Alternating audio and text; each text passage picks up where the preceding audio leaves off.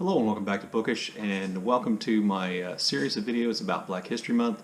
Today I want to kind of deal with the question of why do we have Black History Month. I'm sure most people know that February is Black History Month here in the United States of America, and there are various events and lots of videos going up about Black History Month here on BookTube. So I kind of wanted to address this question of why do we have to have Black History Month? Why do we have a Black History Month? And really what I want to do here is kind of address the major arguments that I hear against Black History Month, or in some ways that try to diminish Black History Month. Because we all know that Black History Month is a month-long celebration of the contributions and the centrality of African American contributions to the creation of the United States of America. That's why we have Black History Month, as a celebration of that, as an acknowledgement of that, as a way of drawing attention to those things.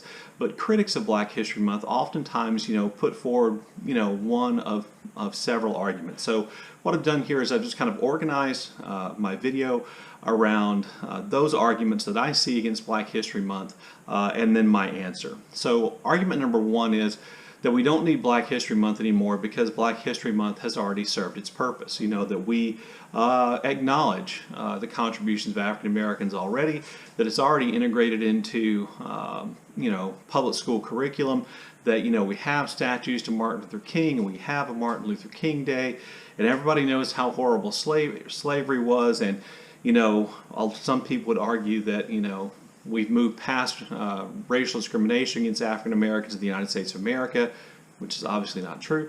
But then they would, argue that we don't need a Black History Month anymore.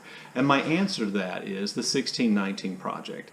If Black History Month had already served its purpose and was no longer necessary, then no one would have been outraged by what was in the 1619 Project, because all the 1619 Project was an attempt to draw attention to the centrality of African American contributions to the development of the United States of America.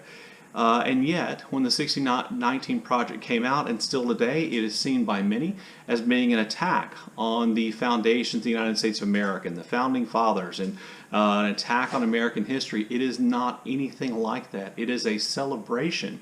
It is an attempt to include in American history the story of what African Americans contributed to the development of the United States. So if Black History Month had done its job, the 1619 Project would have been met with no controversy, other than, historians rightly vetting the project to see where it made historical mistakes. There's nothing wrong with that, but today we see politicians turning the 1619 Project into a political cudgel to try to whip up white hysteria about the loss of, whatever, white people think they're losing with something like the 1619 Project, which just proves that Black History Month is still necessary. Argument number two that I see against Black History Month is that Black History Month is a performative thing. It's just a way for white people to feel better about themselves. And it gives, white social justice warriors an opportunity to kind of show off their enlightenment, their lack of racism, that Black History Month has become a performative thing, which really doesn't have any meaning. I don't have any doubt that there are some white people, and some people may feel that way about me. That's fine. You can think what you want to, who use Black History Month as this exact performative thing. That the only time that they read African American writers, the only time they pay attention to issues involving African Americans, the only time they pay attention to Black history is during Black History Month, and then they go back to ignoring it the rest of the year. That all may be true, but is it really a legitimate argument to say that we should stop celebrating Black history and Black contributions to the United States of America because white people aren't taking it seriously? Should we really just end a process or ignore a month celebrating contributions of African Americans because of the behavior of white people? That can't actually sound right to you. So I reject that argument on that simple premise. Argument number three about Black History Month is that if we have Black History Month, we should have a month for indigenous peoples, we should have a month for Hispanic American contributions, we should have a month for Asian American contributions, and my answer to that is yes. Yes, we should. And no, that won't make things confusing. And no, that won't overly complicate the calendar. It will just mean that we draw attention to the contributions of all groups to the United States, as well as the contribution, continue to draw attention to the contribution of African Americans. So argument number 4 about why we shouldn't have a Black History Month is essentially to say that if we have a Black History Month, we should have a White History Month. And my answer to that question, to that argument, is no, we shouldn't. And primarily because, for the most part, the teaching of American history is a celebration of the achievements of white men. Close your eyes for a minute and visualize the person you see when I ask you each of these questions. Who established the English colonies in North America? Who started the American Revolution, fought the American Revolution, and won the American Revolution? Who wrote the Declaration of Independence?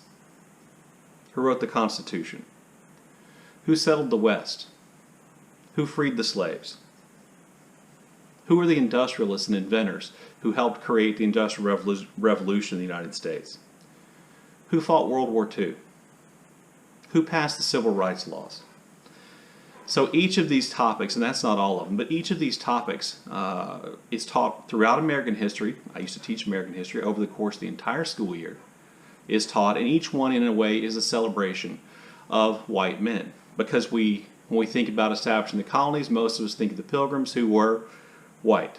When we think about who started, fought, and won the American Revolution, we think about the Sons of Liberty, we think about George Washington, and they were white. When we think about who wrote the Declaration of Independence, we think about Thomas Jefferson, a white man. We think about who wrote the Constitution, we think about the framers, who were all white men, or maybe James Madison, the father of the Constitution, who was in fact a white man.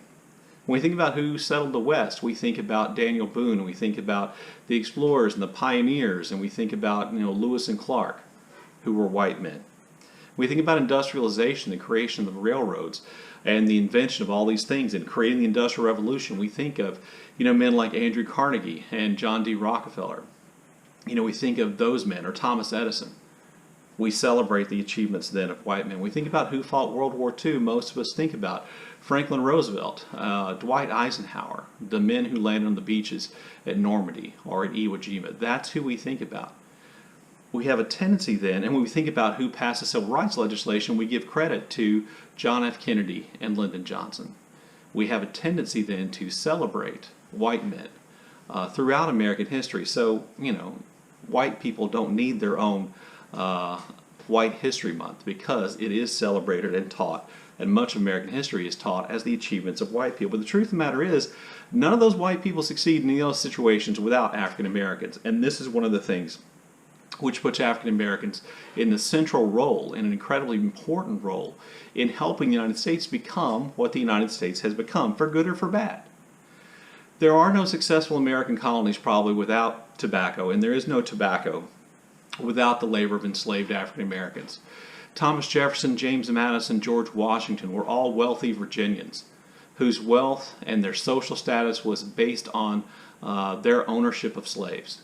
The time they had to get education, to go serve in the military, to serve in the United States government, was made possible by the labor of enslaved African Americans. When people moved west in the southern territories and along the Gulf Coast, they took slave labor with them that cleared the land and cleared the fields and built the things that they needed. When the United States industrialized, that industrialization was dependent on the labor of African Americans who'd moved north during the Great Migration. When we fought World War II, African American labor was absolutely necessary in the defense industries, and millions of African American men volunteered for service in World War II.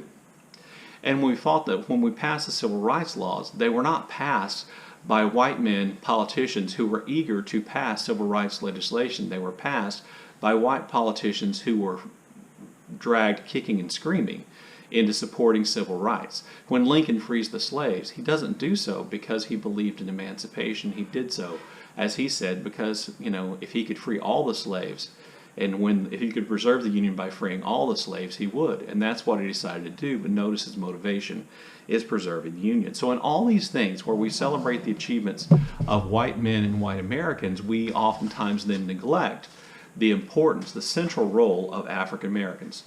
Until we acknowledge the contribution made by African Americans like Harriet Tubman and Frederick Douglass and William Still and Ida B. Wells and Emmett Till and Medgar Evers and W.E.B. Du Bois and Fannie Lou Hamer and Malcolm X and yes, Martin Luther King Jr. and John Lewis and A. Philip Randolph and Charlene Harris and Shirley Jackson and Angela Davis and Fred Hampton, until we acknowledge that the role that those people played, those African American people, those black people played in helping the United States achieve the goals, the ideals espoused by people like Washington and Jefferson and Madison and Lincoln and Kennedy and Johnson, until we acknowledge their role in actually helping us achieve those things and making those ideals real, Black History Month will be necessary, and White History Month, as you can see, will remain completely unnecessary.